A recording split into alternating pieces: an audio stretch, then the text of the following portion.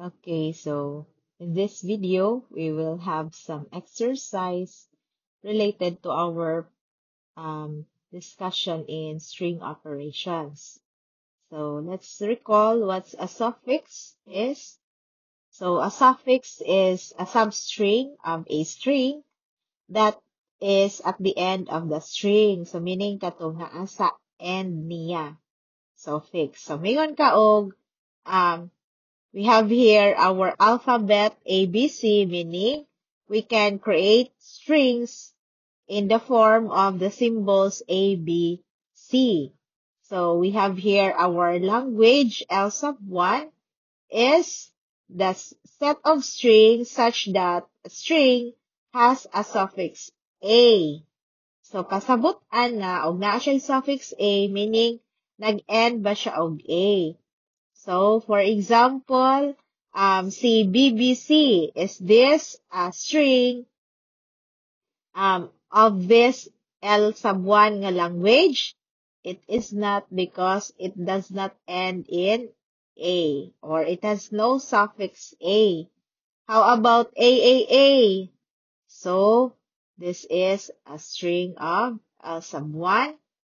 ABA, check na siya, ACA. Basta tanang string over this alphabet nga nag-end og A, part aning L sub 1. So, kani siya, dili. This one, check. Kani siya, dili. Then, CBA, check. AAA, check. Okay. So, mauna siya ang mga strings kaning naka-check maora ni part sa L sub 1 nga language. Now, let's proceed to our L sub 2. We still consider our alphabet here nga ABC. So, L sub 2 is the language where a set of strings such that the string reversed is equal to the string itself. So, meaning, unsa man ni siya, if palindrome ba ang imuhang string, gikan ani nga alphabet. Okay? So, maoy part ani nga language L sub 2. So, moingon kag BBB, check. Okay? How about CAB? Dili na siya part. AAB. So, this is not a part of L sub 2. ABA, check. BAA, no. CAC, check. AAA, check. BCA is no. BCB is check. Now, look at the strings that are part of L sub 2, kaning mga naka-check. What do you observe?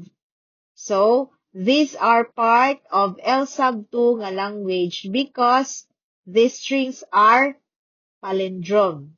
Meaning, kato akong giingon ganina, if a string that is reversed is just equal to the original string, kung bali-balihon siya, same ra gihapon nga string, so mo na siya palindrome, no? Mo ni siya definition sa palindrome.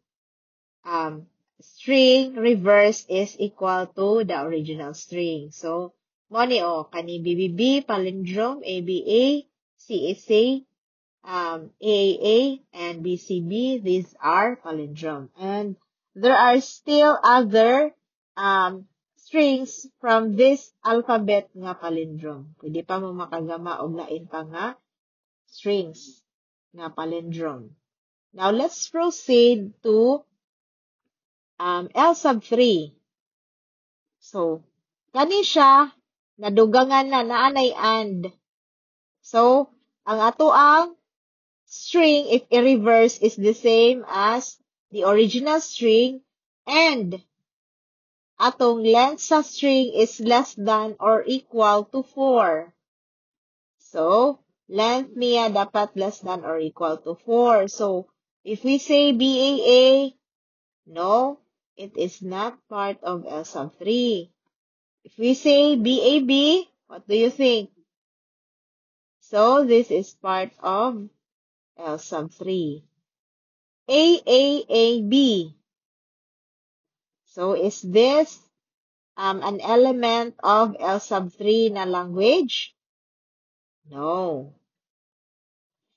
How about CCACC? Is this part of L sub 3? This is not. How about CAC? Yes, it is part. BAAB? Yes, it is part. AABA. So, it is not part of L sub 3. CCC is part. CBBA is not part. Okay, mangutanak ko.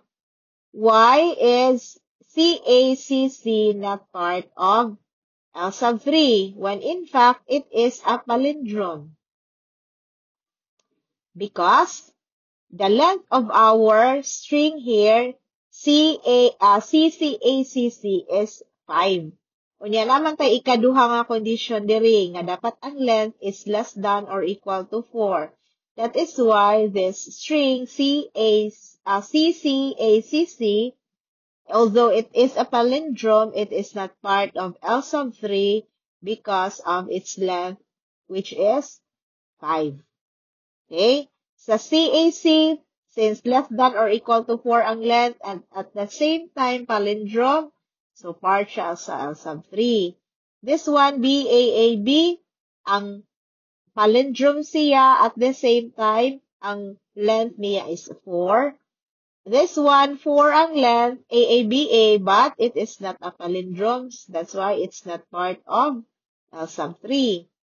So, CCC, it's a palindrome and the length is less than or equal to 3. Specifically, the length is 3. Last one, last string is CBBA. So, this is not a palindrome. So, maunang dili siya part sa L sub 3. Okay, let's have another example here. So, ato ang gidefine na atay string W sub 1, which is equal to AB. Siya. Then, we have another here string na BB. Siya. Okay? So, we have our definition of our language L sub 4, which is equal to the set of strings such that the string is equal to, unsa may pasabot ani, W sub 1, our string nga kinaunhan, raised to the power of n. Concatenated, so ang gi-power, gi-concatenate pa jud sa W sub 2. So, and na pa jud laing condition, n is greater than or equal to 1. So, dapat atong n diri is greater than or equal to 1. So, let's start with the first string, BAA. Is this part of L sub 4? Sige daw. What do you think? So, BAA is not part of L sub 4. Okay, I'll explain later. How about ABBB? Is this part of L sub 4? Yes, it is part. How about ABB? So, the answer is no, X. How about ABA, BA, BBB? Is this part of L sub 4? Yes. That is part or an element of L sub 4. How about AB, AB, BB, BB? This is not part of L sub 4. This one, AB, AB is not part of L sub 4. AB, AB, BB is part of L sub 4. Okay. Ngano kaha niya Si BAA, dili part. Si BB is part. Okay, let's start with this one definition.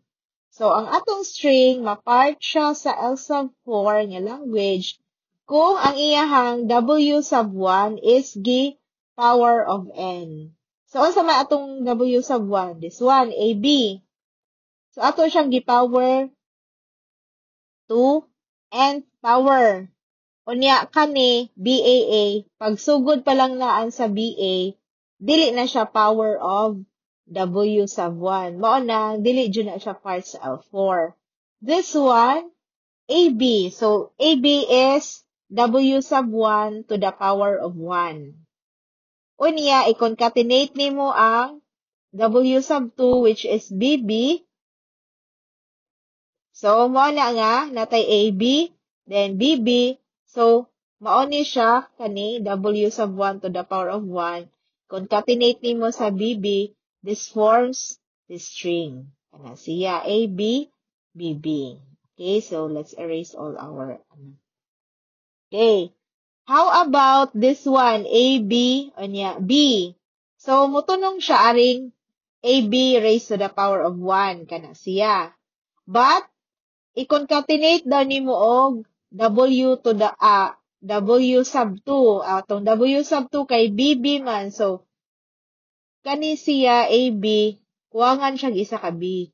So, di siya mo form ani nga concatenation. Kana siya. So, that's why ABB is not part of our language. Another, we have AB, AB, then AB. So, kani siya, this is W sub 1 raised to the power of 1, 2, 3. So, W sub 1 raised to the power of 3. Siya.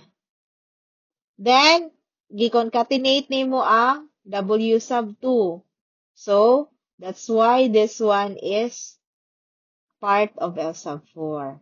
How about this? AB, AB, unya, BB.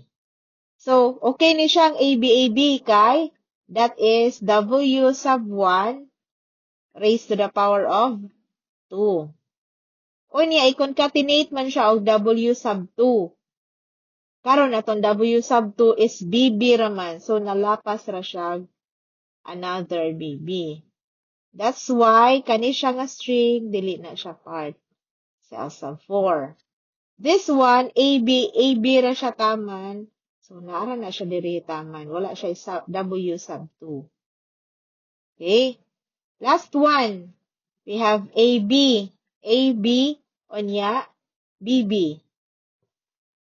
So, this one is the W sub 1 to the power of n, kaning AB. So, that is to the power of 2. Then, gi-concatenate na to ang BB, this one sa last. So, that's why this one is part of L sub 4. Okay, so I hope that you have understood our string operations, especially when combined na with other nga mga operations. Okay?